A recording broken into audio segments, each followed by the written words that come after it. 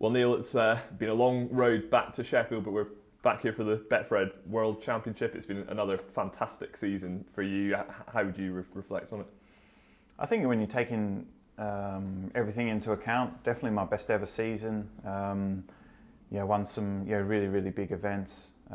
Two of our kind of biggest sort of probably 5 or 6 on the calendar, and the Players' Champs and the Masters, and then the English Open on top of that as well. And I think looking back, it's been a brilliant season without any shadow of a doubt. And I've picked and choose my events, and probably missed a handful as well through various reasons that were out of my control. So there's definitely no feeling of tiredness or anything like that. So I feel incredibly fresh going into the back end of the season.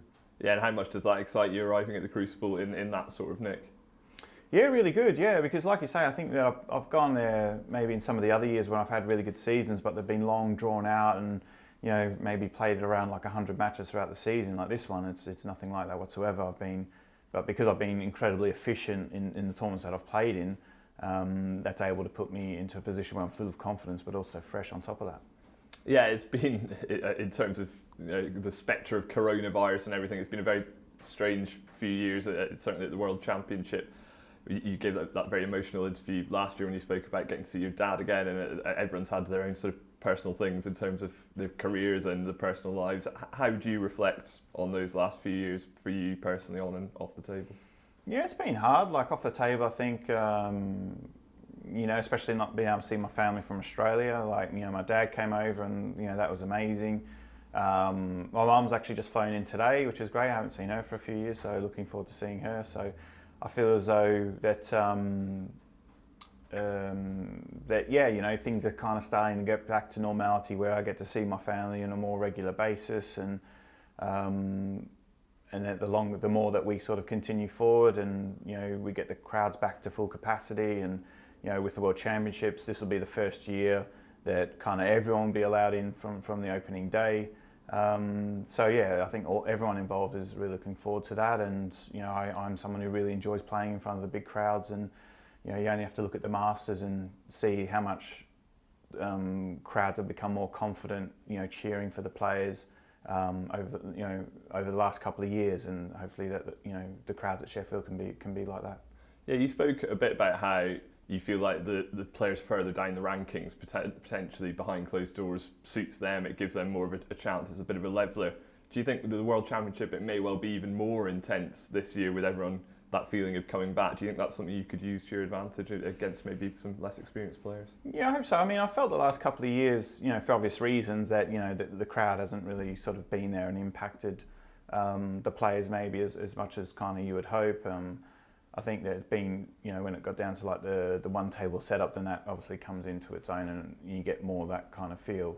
But the early rounds, I've certainly noticed last few years haven't really been that kind of electric as what it was, the first few years that I went there. So, hopefully that this year can be different. And, it is very difficult when you've got the dividing wall, because I know that sometimes the crowd are sort of thinking about maybe not putting off the other table as well. So, but I think I have to kind of just forget that, and I have to sort of cheer for the matches that they're actually watching. Yeah, I think Ronnie O'Sullivan spoke quite recently. He said that he thought if you could get to the one table setup at the Crucible for whatever reason, that sort of suits you, and you'd be a big favourite to win it. Do you get that sort of line of logic? Do you feel that that's in your head? If I can get through those early stages, it's been a long time since you've been in the one table setup, then you would really back yourself from that point. Yeah, definitely. Yeah, because it just changes then. You're on effectively, it'd be like playing. It's like playing Wimbledon on all the back courts without much people watching, to all of a sudden being on centre court, and that being on centre court certainly suits me. You only have to look at my record in finals in big matches to see that. Whether or not it sort of makes my opponent a little bit more frightened, or maybe it inspires me more, I guess we'll wait and see. So, but yeah, that is a big key. I think all the players that have won it over the years certainly feel more comfortable in that one table environment where all the eyes are on both players. There's nowhere to kind of sort of hide or anything, any kind of mistakes, and the very biggest names in the sport tend to sort of be the ones who lift to those occasions. And is that something that you're trying to kind of maybe work on, that maybe potentially over the years that you haven't maybe done well enough, is to try and just get yourself through those early stages and put those sort of thoughts to the back of your head and just play on the table? Or? Yeah, I mean, I've lost a few really tight quarterfinals as well over the years, and a couple of them I was convinced were kind of like the sort of tournament deciding match where I felt as if I won, I was gonna win the event. But also some players have played absolutely out of their skin against me as well, and so you just have to sort of take that on board. And I think that maybe a few times, not all the time, but there's been a few times where I've thought that my reputation would be enough to kind of get through the match, and when things don't really pan out like that, all of a sudden the pressure kind of completely reverses, and you're sort of a bit shocked that things aren't going according to script, I suppose.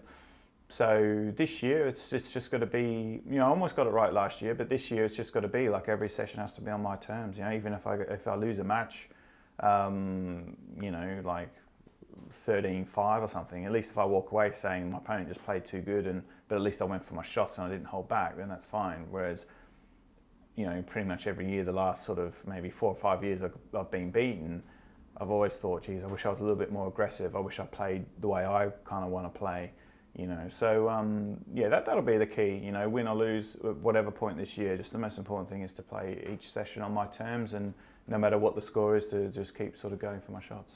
Yeah, and I know you went into the Crucible last year with that sort of mentality, and perhaps maybe against Karen, it maybe didn't quite pan out that way. Were you frustrated that perhaps that just didn't materialise? Yeah, it was close, because I was very close to busting that game wide open. It was like literally a couple of millimetres here or there where I would have gone 3-4 frames in front and then can really push home the advantage. And he kept sort of, he's a great battler, and he kept hanging around, and then, I did something really stupid actually. I think, Mark Williams was doing that break off the top cushion to not leave any reds on, and I noticed that during the tournament I just kept leaving shots to nothings on off my break off all the time. Jack Lazowski kept knocking him in the previous round, but he wasn't as efficient as probably what he would have liked to have been in the balls. And I thought, well, I can't really just afford to just keep leaving that red on all the time. And then John Higgins started doing it, and Ronnie O'Sullivan started doing it as well. I'm thinking, like, is there something with this? Like, because usually they're very quick to sort of spot what the current trend is of things to do.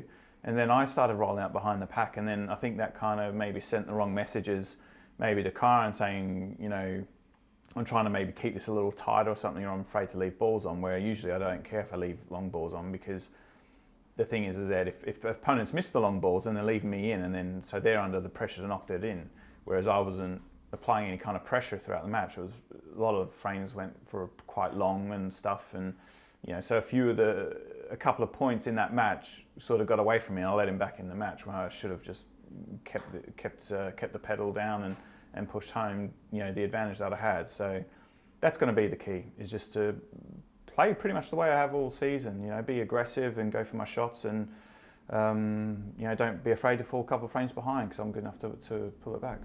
Yeah, it's amazing that only someone like Mark Williams could probably plant a seed like that in people's heads, couldn't it? I think all the top players. And it backfired for all of us. We all got beat. Because I think all the top players were sort of saying, "Oh, I don't get it. I don't know why you're doing it." All of a sudden, everyone was doing it. Yeah, I know. Yeah, exactly. Yeah. So, but he's even stopped doing it himself now. So, which is good to see, because it's a silly way to start a frame.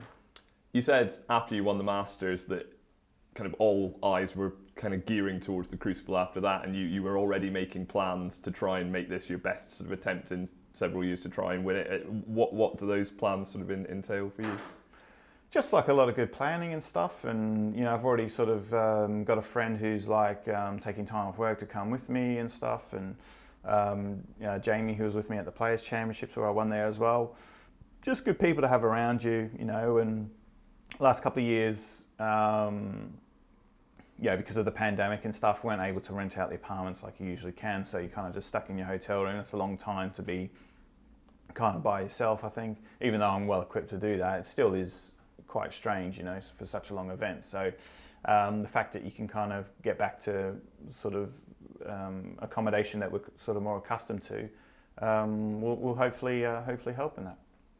And looking back at the Masters, it was obviously an amazing sort of week for you. Fantastic. So the scenes at the end, I think, were great to see Penelope coming out and giving you a big hug, and Miller and Alexander were there as well. How special was it to share that moment with all of them? Yeah, it's amazing. Best moment of my career, that, like, at the end of an event, because Penelope was only, not even 3 yet, and sometimes when finals go on a little bit later, if they're close, then she would have been asleep. So the fact that I was able to win the final and still be very early in the night, she was still awake and buzzing, and so she ran up to me, and I picked her up. There's that great photo of me and her, like where I'm holding her up, and no amount of sort of prize money or anything can kind of replace those kind of moments. So just absolutely incredible, and one that I look forward to sort of like showing her when she gets a little bit older as well.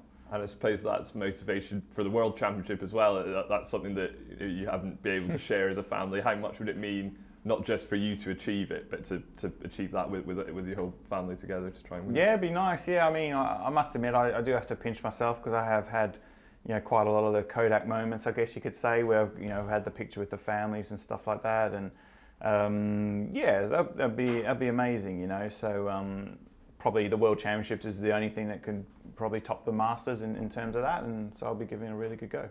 And Alexander is he's doing well from his own side now. He's still playing for Cambridge United youth system. How special has it been to share his kind of sporting journey as well? I suppose he's trying to get as good as he can, and you went through the same process with snooker when you were younger. Yeah, I love watching him play. He's always practicing at home and stuff, which is really good, and he records little videos of himself and sends me them when I'm away at events. Because he shows me that he's practicing and stuff, which is really good. And he's already played against like a couple of Premier League teams so far, and got another one coming up in a couple of weeks. He's playing against Watford as well. So yeah, it's really exciting. He's putting the work in, and he's getting the rewards. So I'm very proud dad to see him do that. We were chatting away recently, you're saying he's quite a harsh taskmaster with you, the snooker, as well. He's quite expectant of the results. Will he be giving you a few pep talks throughout the World Championship this year? Yeah, I mean, he gave me one during the English Open. He, I think when I was 5-3 up, and I think John went 7-5 up, and he came up to me in the practice room, and he's like, "Don't worry, Dad, you've got this, Yeah, just think about the first session, how well you played and that." And so, to have like an 11-year-old sort of, giving you a pep talk is, it's fantastic. That's amazing, and I like to think that that's kind of the influence I've had over him, with the positivity that I've shown him whenever he's been playing football and stuff like that as well. So, maybe he can. If he's coming up to watch me play, that means that I've gone pretty deep in the tournament. So let's hope one of those pep talks makes its way into the dressing room. Well, good luck trying to get another one this year. Thanks, Rodney.